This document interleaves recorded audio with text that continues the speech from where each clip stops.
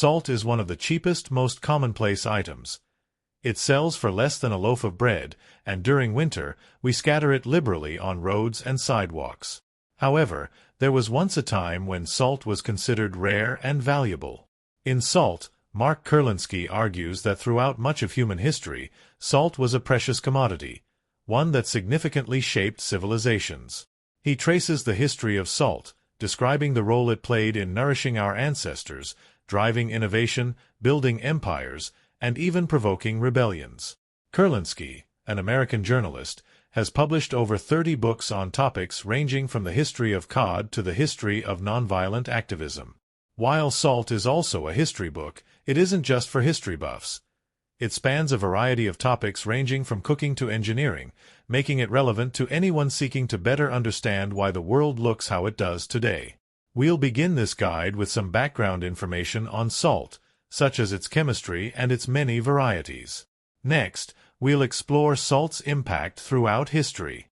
We've organized this history into 5 themes. We'll begin with salt's biological significance, its role in shaping cuisines, and technological innovations related to salt. Then, we'll describe salt's impact on the environment as well as its economic and political significance. Within each theme, we'll cite examples from 4 historical periods: ancient history, prior to 500 CE, the Middle Ages or medieval history, 500 to 1500, early modern history, 1500 to 1800, and modern history, 1800 onwards. Throughout this guide, we'll supplement Kurlansky's history of salt with relevant concepts in chemistry, food science, and geology. We'll also update the book's ideas with recent research on how we harvest and use salt today. What is salt? When most people think of salt, they likely picture a sprinkling of white crystals and imagine a salty taste. However, according to Kurlansky, salt is more than this. He explains that salt is a term chemists use to describe a compound that's produced when an acid reacts with a base. Kurlansky elaborates on the diversity of salts with the following facts. Fact 1. Only some salt is edible. Some of the most common edible salts include table salt, sodium chloride, and baking soda, sodium bicarbonate. Inedible ones include barium chloride, a highly toxic salt used to make red pigments. Short-form note: some edible salts, such as table salt, are toxic if you eat them in extremely large quantities. Fact 2. Salt can taste salty, sour, or bitter. For instance, magnesium chloride is a bitter salt that's often found in baby formula. Short-form note: magnesium chloride is included in baby formula because it helps develop baby's muscles. Fact 3. Not all salt is white. It can also be pink, red, gray, or other colors depending on how and where it's harvested. For instance, some salt is pink because it contains traces of several minerals. Short-form note: lamps made from Himalayan pink salt have become popular in recent years due to claims that they purify the air and release negative ions that boost your mood and promote healthy sleep. Current scientific research doesn't support these claims. Additional properties of salts. When describing salt's various properties, Kurlansky focuses on their edibility, taste, and color. However, scientists and manufacturers who work with salts also consider salt's other properties, such as melting point and odor. Melting point. Engineers pay attention to salt's melting points because they can use molten salts for a variety of technologies.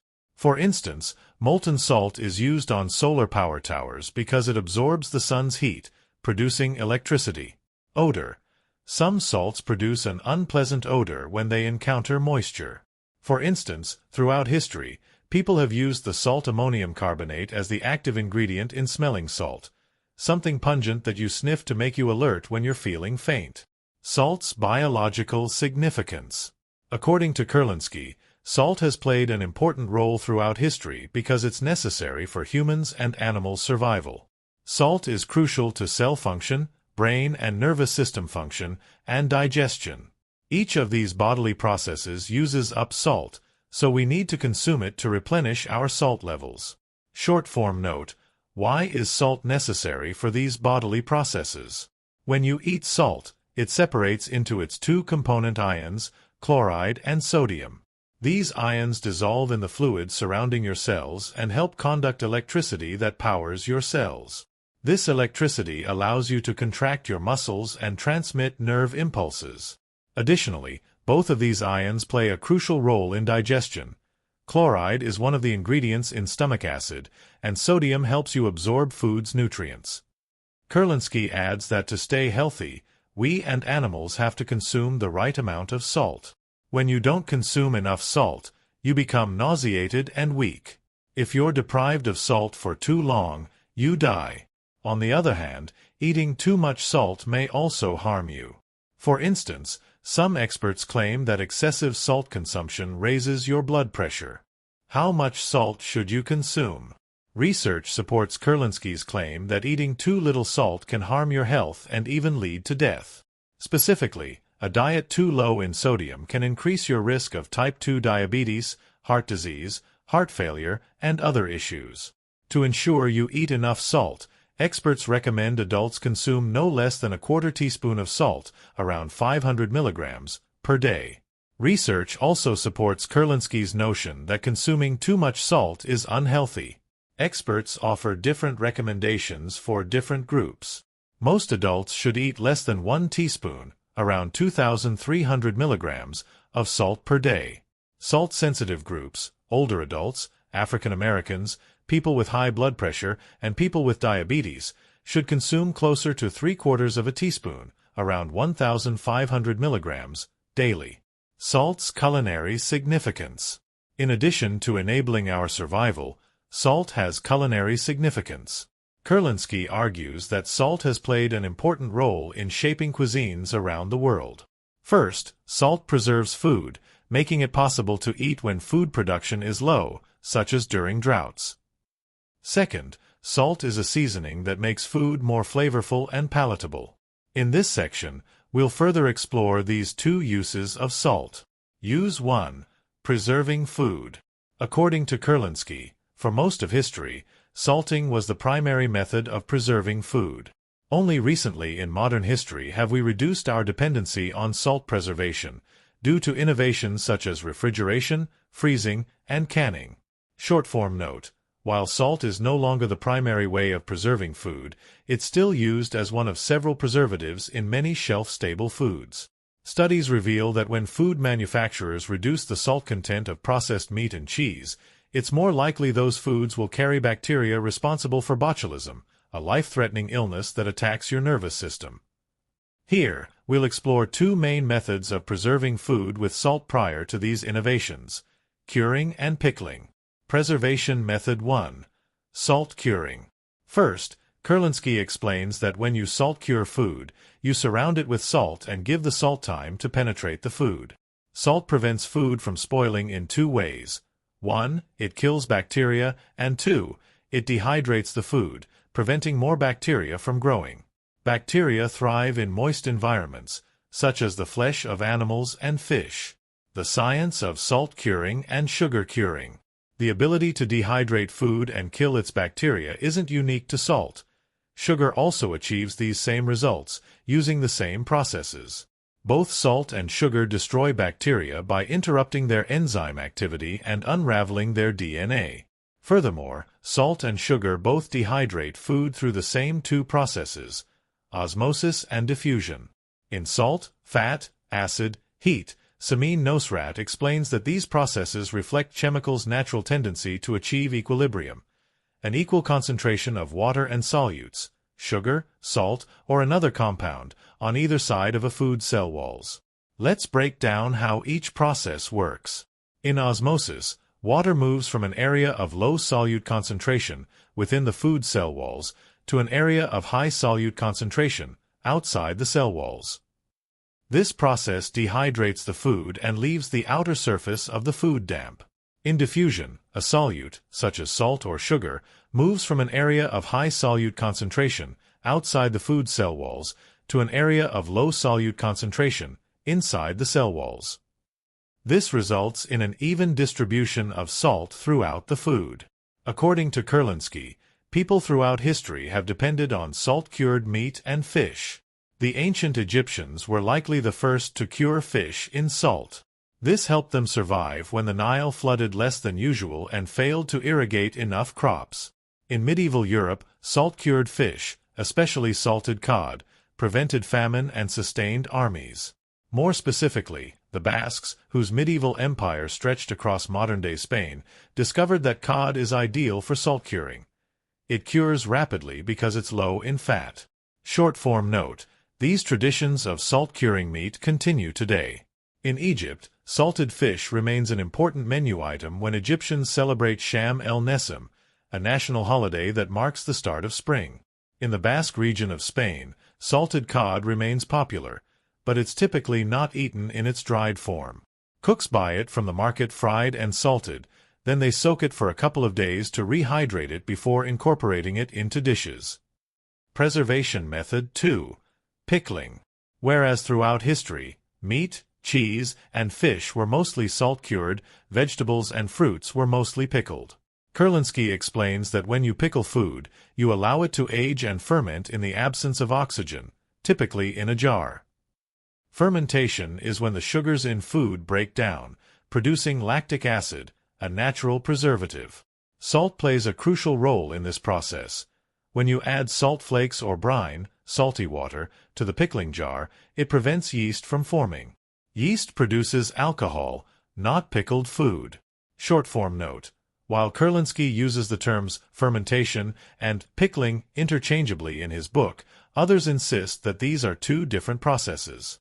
According to one expert, pickling and fermentation both involve salt as a preservation agent, but these two processes produce a sour flavor for different reasons. Pickled foods, such as pickled onions, are sour because they're typically produced by submerging food in an acidic solution made of salt, water, and an acid such as vinegar.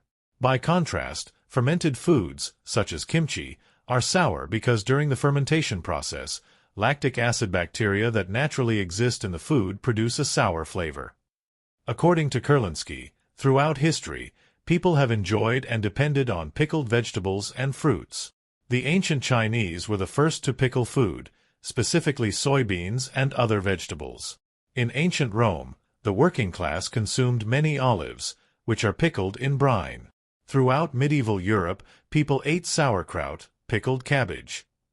It provided them with nourishment throughout long and harsh winters.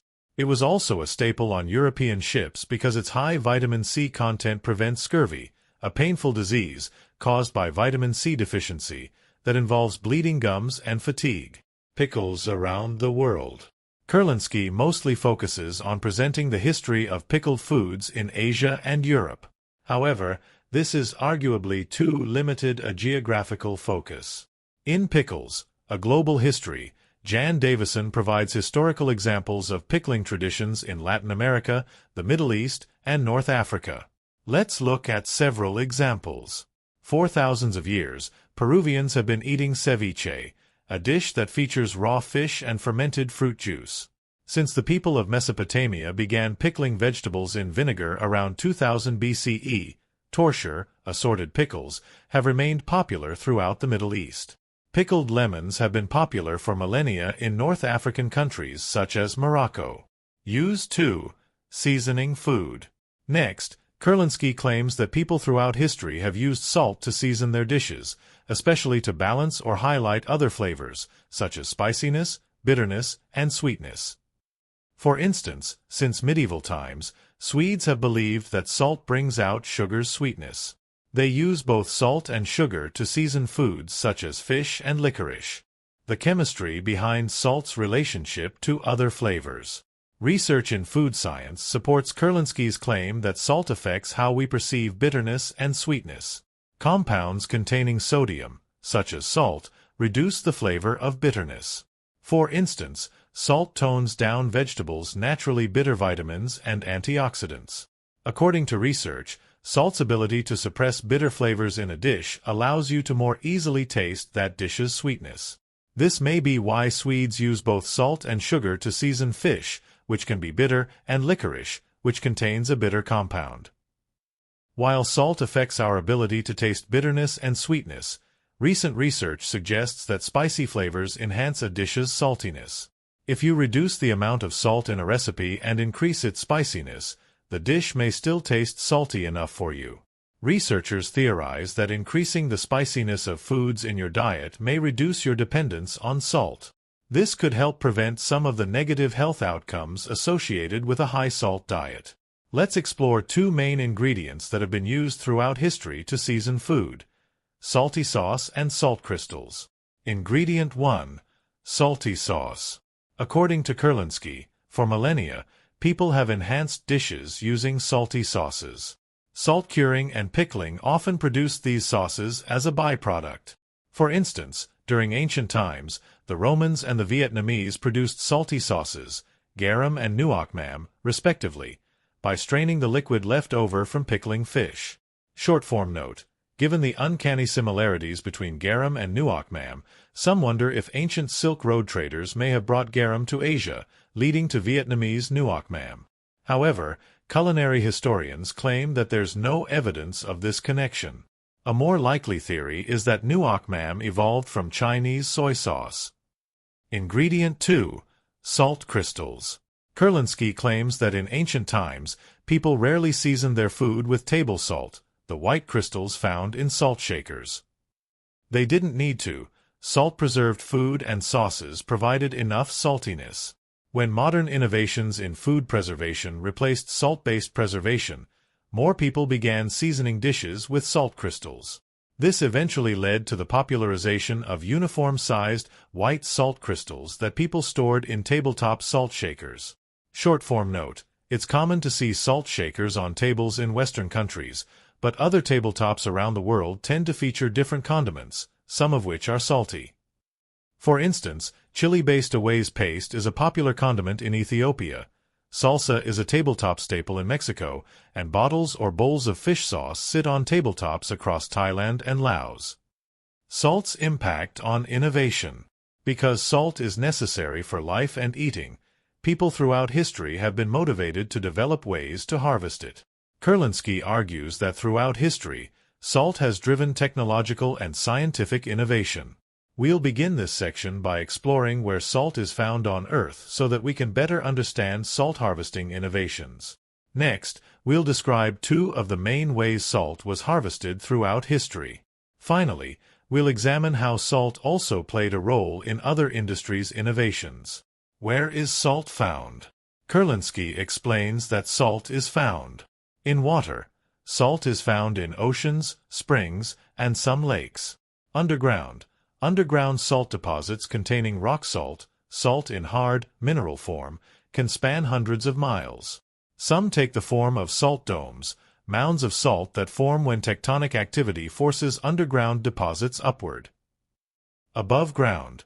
Some mountains also contain large deposits of rock salt. According to Kurlansky, for centuries, scientists have wondered and debated why the Earth is so rich in salt. Today, there's a general consensus that salt deposits on land and underground got their salt from the ocean, but scientists don't agree on why ocean water is salty. The origin of Earth's salty oceans and salt deposits. Since the publishing of SALT in 2002, scientists have converged around a theory that there are two main processes that continually replenish the ocean's salinity, saltiness. Process 1. Hydrothermal vents increase the salinity of ocean water. First, low-salinity ocean water flows into these cracks in the seafloor until it reaches magma below the Earth's crust. Next, this magma heats up the water, causing chemical reactions that form minerals, including salt.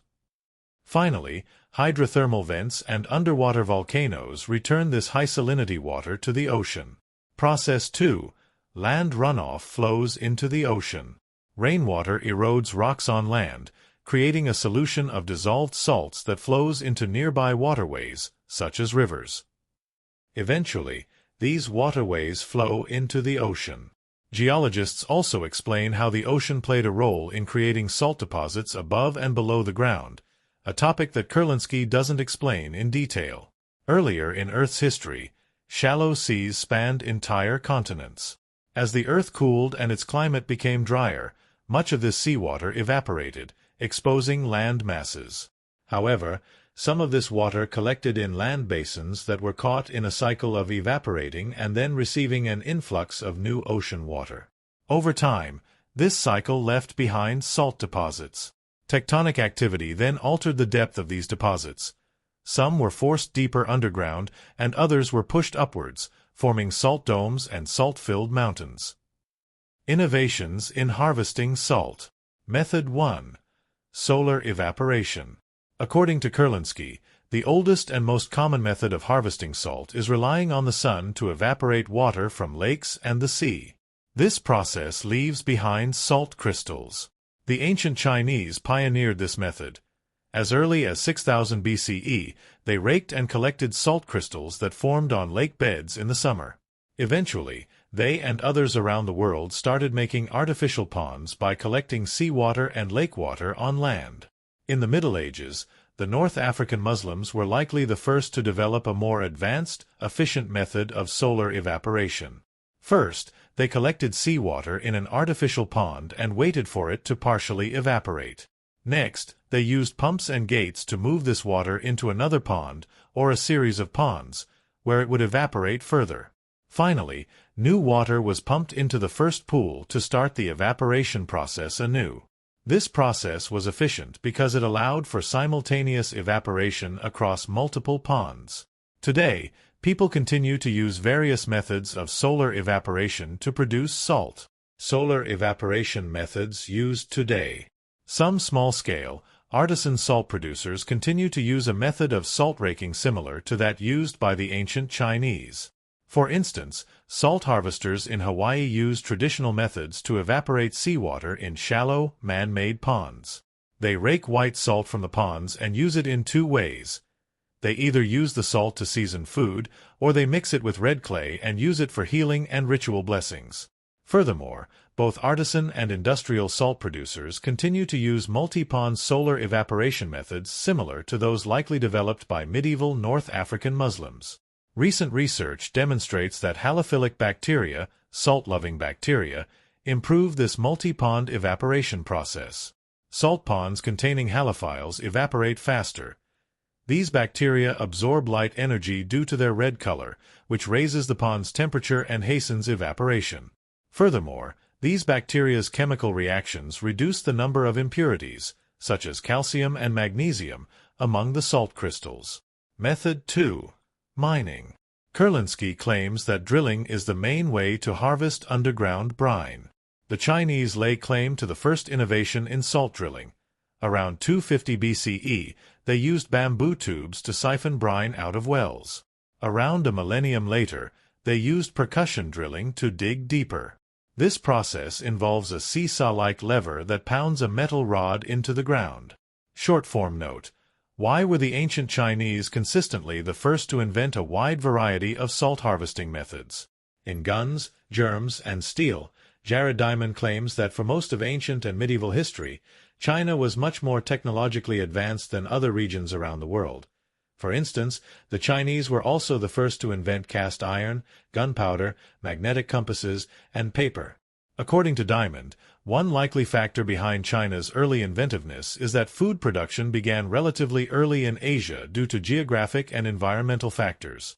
This led to population booms, and inventions tend to arise and progress rapidly in areas with higher populations. In the Middle Ages, people developed a more efficient way of mining salt: solution mining. This method involves pumping water into mines, siphoning out brine, and boiling it.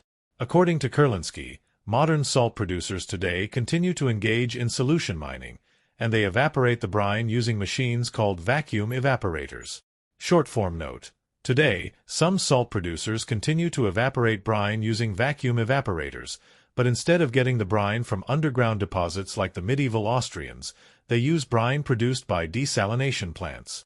These plants convert seawater into fresh water for agriculture and drinking, and high-concentration brine is a byproduct of this process. These plants typically release this brine back into the ocean. Some experts argue that using this byproduct for salt production instead has two benefits. First, it speeds up the vacuum evaporation process, since the brine is already concentrated. Second, it's more environmentally friendly than releasing the brine into the ocean, which studies reveal harms marine life. In modern times, salt drilling led to the expansion of new industries, such as the oil industry. In the early 20th century, harvesters drilling into a Texan salt dome unexpectedly hit oil, and soon, the U.S. and other countries began extracting oil by drilling near salt. Short-form note. Kurlansky describes this discovery in Texas as one that transformed the oil industry generally, but this may be an overstatement. This event expanded the oil industry in the U.S. specifically, but prior to this, major overseas oil companies had already expanded to global markets. For instance, by the late 1800s, the Russian oil industry was already exporting oil globally. Oil and natural gas often gather near salt because salt deposits form dense barriers around which organic material accumulates. Over time, this organic matter decomposes, becoming valuable fuel. Short-form note. While many salt domes provide a reliable source of oil, drilling for oil near salt can contaminate the oil with salt.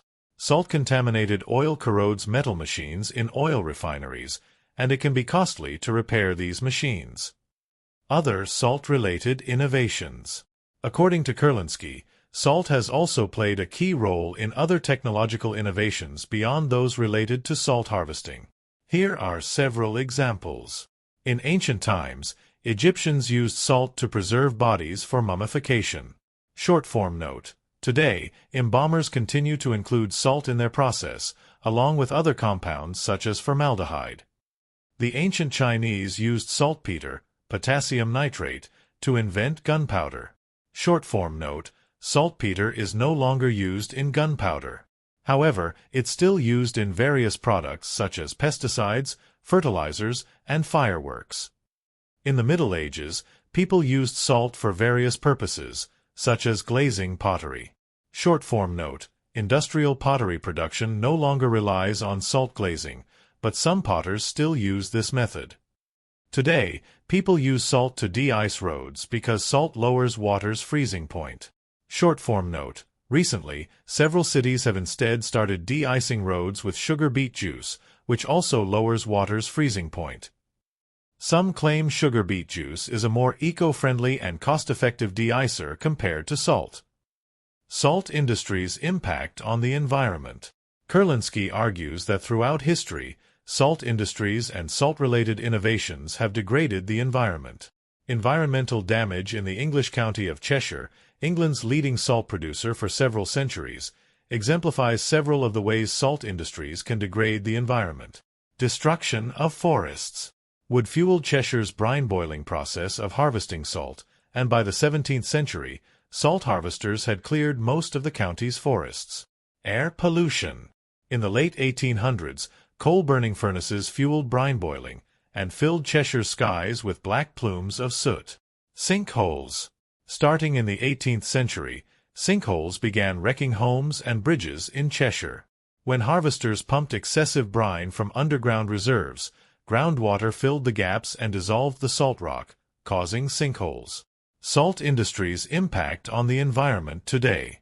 Although today's salt harvesters no longer rely on forest wood for fuel, modern industries that produce and rely on salt production continue to contribute to air pollution and the formation of sinkholes. For instance, one of the high-profile environmental disasters, the Bayou Corn sinkhole disaster, was a result of excessive salt drilling.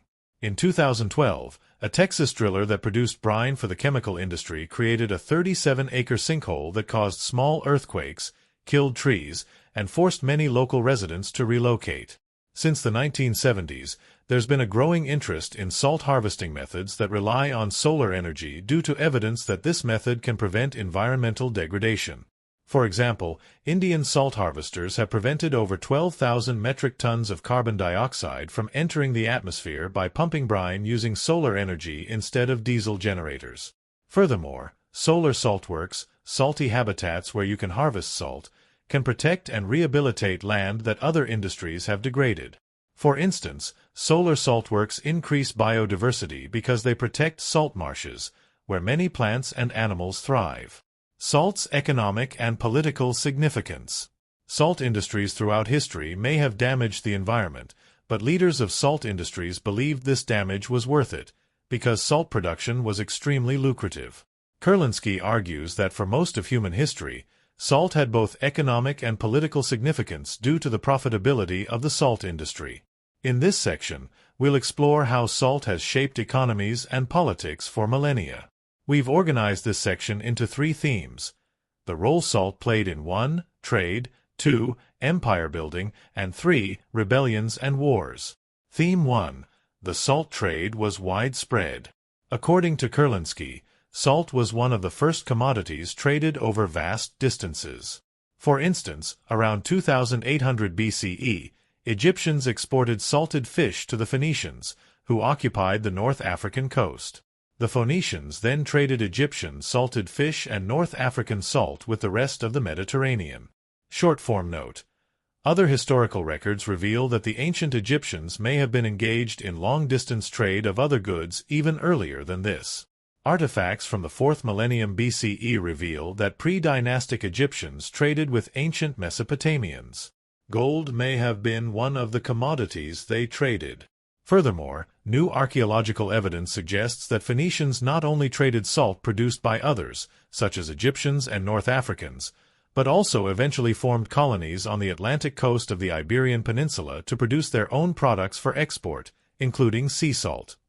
Why was salt such a valuable, widely traded commodity? Kurlansky provides 2 reasons. First, salt was precious because, as we explored earlier, all humans and livestock need it to survive. Short form note: humans and animals still need salt to survive today, so why is it no longer considered precious? One reason may be that salt is no longer scarce due to technological developments related to locating and harvesting salt. Only 6% of salt produced today is used for human consumption, suggesting that there's ample salt to meet our dietary needs. Second, salt was widely traded and highly valued because not all regions had easy access to this mineral. Salt industries arose where it was easy to harvest salt, such as areas with plenty of coastlines, for sea salt production. These regions traded with areas that had less access to salt and therefore considered salt highly valuable, such as northern countries whose climates were too rainy or dark to efficiently evaporate water from sea salt. How access to salt influences economies today. Although salt is no longer as scarce a resource today as it was throughout ancient and medieval history, some regions around the world continue to have higher access to salt than others. Because of this, salt continues to be a valuable, widely traded commodity. It's not just northern countries that struggle to produce salt. Maps of global salt deposits reveal that some more southern inland areas, such as Central Africa, lack access to both coastal sea salt and underground salt deposits. Regions lacking access to natural salt deposits depend on imports from other countries. Additionally, some areas with access to salt, such as areas with plenty of coastlines, still depend on foreign imports of salt for other reasons. For instance, the Philippines no longer produces much salt and relies on foreign imports for more than 90% of its salt needs. One reason they depend on foreign imports is that salt farms along the Filipino coast have been demolished to make room for commercial ventures, homes, and other industries. Furthermore, climate change is altering salt production and which regions have access to producing salt. In regions that rely on solar evaporation, increased rains are threatening salt production. For instance, heavy rains in Cambodia have led to a steep decline in their salt harvest. As a result, salt prices in Cambodia have surged. On the other hand, climate change is causing drought in other areas. Drought that improves solar evaporation, boosting sea salt production. For example, sea salt production in France nearly doubled due to droughts that are linked to climate change. Theme 2. Control over salt strengthened empires. Kurlansky argues that because salt was so profitable, many empires expanded their territories, grew rich, and increased their power by controlling salt industries. For instance, in ancient China, the Qin dynasty instituted a state-controlled monopoly over salt. Revenue from their salt monopoly funded armies and defensive structures such as the Great Wall of China. Short-form note: China's state-controlled salt monopoly was not only a policy of the ancient past. This monopoly continued until only recently in history. In 2017, the Chinese government started allowing salt producers to determine their own prices and sell directly to the market. Empires also strengthened their economic power by colonizing areas that were rich in salt. For example, in the 17th century, Britain harvested and profited off salt from its Caribbean colonies, such as Bermuda. It traded this salt with North Americans in exchange for salt cod. Enslavers fed this salt cod to enslaved Caribbeans working on sugar plantations. Short-form note. In Guns, Germs, and Steel, Jaron Diamond argues that Europe's advanced technology, including salt harvesting technology, was a factor leading to their conquest of the Americas. According to Diamond, European societies were technologically advanced because they had geographic advantages such as a temperate climate. These advantages led to ample food production, causing population booms, the development of industries, and new inventions. Critics claim that this argument makes it seem inevitable for geographically advantaged regions like Europe to colonize. These critics accuse Diamond of downplaying the role that Europeans' colonial and racist ideas played in their decisions to conquer the Americas. Theme 3. Power struggles over salt-fueled rebellions and wars. Kurlansky makes clear that throughout history, people in colonized regions often resisted empires' control over salt industries. They staged rebellions, which often turned into wars, to demand that empires grant them autonomy over salt production and profits. Let's explore two examples of this: the role conflict over salt played in the American Revolution and the role it played in the Indian independence movement. Example 1. The American Revolution. According to Kurlansky, the American-British conflict over salt was one of the catalysts for the American Revolutionary War. Let's trace the events that led to this war. First, in the late 1600s, the British noticed and grew worried about self-reliance among American colonists. Many of these colonists were producing their own salt, which threatened the British ideal of how a colonial relationship should work, one in which the colonists depended on Britain and sold all their commodities to Britain. To discourage this self-reliance and trade, the British took two actions that increased American dependence on British salt. First, they made British salt cheaper than colony-produced salt so that colonists would buy British salt instead. Second, the British forbade colonists from trading salt with foreigners. Kurlansky argues that Americans' anger over British control of their salt production and trade was one of the factors that contributed to the tension between Britain and the American colonists, tension that eventually boiled over into war. In the mid-1700s, Britain sensed American colonists' desires for independence, so they enacted taxes and tariffs to discourage American trade with foreigners, and they stationed troops in Boston to quell any American resistance. In 1775, enraged and armed American colonists fired on these troops, beginning the American Revolutionary War. Other catalysts for the American Revolutionary War. Kurlansky identifies the conflict over salt as one of the catalysts behind the American Revolutionary War, but he doesn't mention the other catalysts that arguably played a more direct role in initiating the conflict. Historians argue that several British laws that taxed American colonists, as well as limited their trade and self-sufficiency, contributed to Americans' desire for independence. For instance, one of these laws, the American Revenue Act, also known as the Sugar Act, increased taxes on several goods to raise revenue for Britain. The law increased American colonists' resistance to British rule because they believed that it was a violation of their rights to tax them without allowing their representation in Parliament. The Sugar Act was arguably a greater catalyst for the war than the salt taxes because the idea of no taxation without representation was a crucial issue and a rallying call behind American resistance to British rule. Example 2. The Indian Independence Movement. According to Kurlansky, India's independence movement also began as a conflict over salt production. The conflict started brewing in the 18th century when the British worried that the high-quality salt produced in India would threaten the profits of salt produced in England. To prevent this, they established a British monopoly over salt made by Indian saltworks, requiring Indian salt producers to sell all their salt to the British. Indian salt harvesters staged a rebellion against this monopoly in 1817 by attacking British-controlled saltworks in India. Indian resistance to Britain's control of salt production reached new heights in the early 1900s when Indians grew upset about the high tax Britain required them to pay on salt. The Indian Legislative Assembly demanded that Britain reduce this tax, but Britain refused. Mahatma Gandhi began organizing Indians to engage in non-violent resistance against British control of India, and one of his best-known efforts was his 1930s Salt Campaign. Gandhi's Salt Campaign kicked off the Indian independence movement. He and his followers walked nearly 250 miles along the Indian coastline, gathering sea salt, which was illegal under British law. Within a week, the Salt Campaign became a national movement of over 100,000 Indians. British police responded to Salt campaigners' civil disobedience with arrests and brutal violence. But the campaign worked. In the early 1930s, the British signed a pact promising to release political prisoners and permit Indians to collect sea salt. According to Kurlansky, this pact and Gandhi's campaign paved the way for Indians to secure their independence in 1947. Why salt played a pivotal role in the Indian independence movement. While Kurlansky emphasizes the important role salt played in the movement for Indian independence, he doesn't clarify why salt in particular played such a pivotal role. According to experts on social movements, Gandhi selected salt for his campaign for non-violent resistance for several reasons. Reason 1. The Salt Campaign increased the involvement of lower-class Indians.